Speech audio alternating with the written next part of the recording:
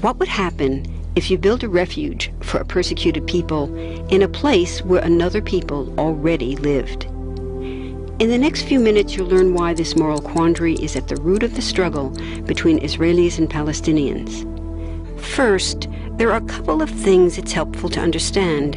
One, many Jews fled harsh persecution in anti-Semitic Europe, especially the Nazi Holocaust.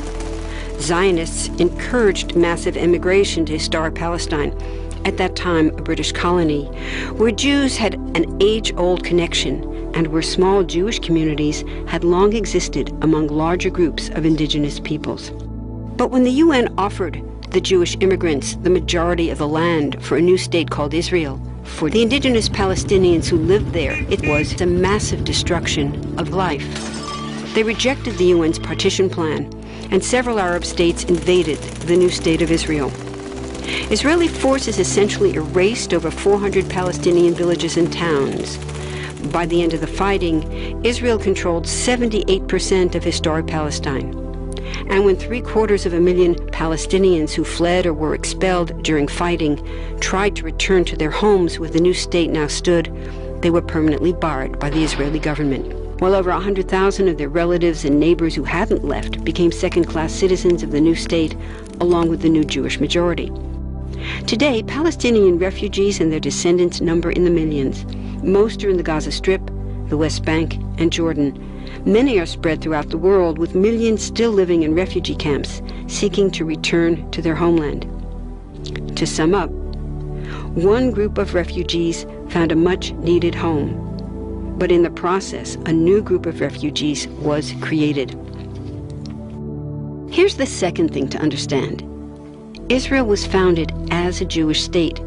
But now ask yourself, what exactly does that mean? People had lots of ideas about what a Jewish state should look like. Some called for equality for all citizens. But what was created, in practice, was institutional discrimination against non-Jews. In other words, Israel ended up being built on a blueprint of exclusion. The Israeli government wants maximum land and resources for Jews, but not the Palestinians living there.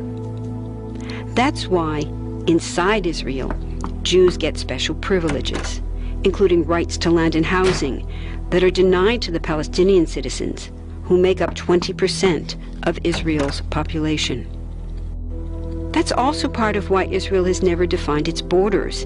In fact, they still hold on to land, the West Bank and Gaza, that they conquered in the war in 1967. Since then, Israel has built Jewish settlements throughout the occupied West Bank, building Jewish-only cities and supplying them with infrastructure like roads and army camps, schools, and even a college.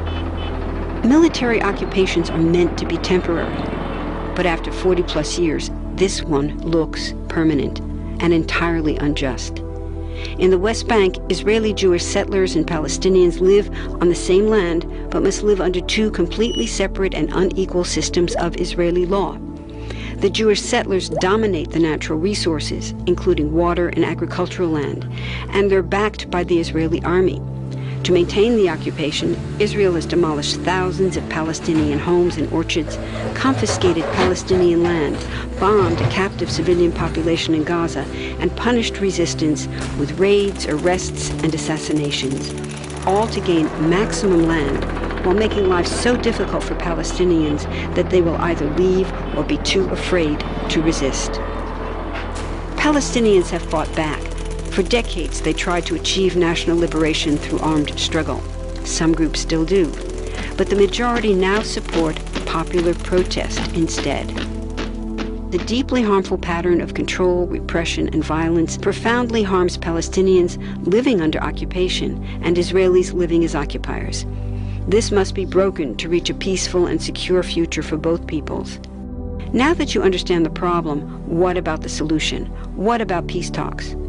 So far, over 2 decades of U.S.-backed peace talks have actually made things worse by helping Israel continue the occupation. It's been years of talking while Israel massively expanded the Jewish settlements and literally redrew the map. Peace talks are good if they're real, but not when they're theater to cover a land grab. So now what? The current world superpower, the United States, has been a terrible friend, enabling Israel's destructive and self-destructive expansion onto Palestinian land by funding the Israeli military, the biggest recipient of U.S. foreign aid in the world.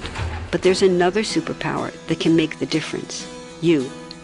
There's a movement with hundreds of thousands of people just like you across the world, including Palestinians and Israelis, protesting, educating, divesting, and boycotting, all to bring nonviolent international pressure on Israel to stop violating human rights of Palestinians.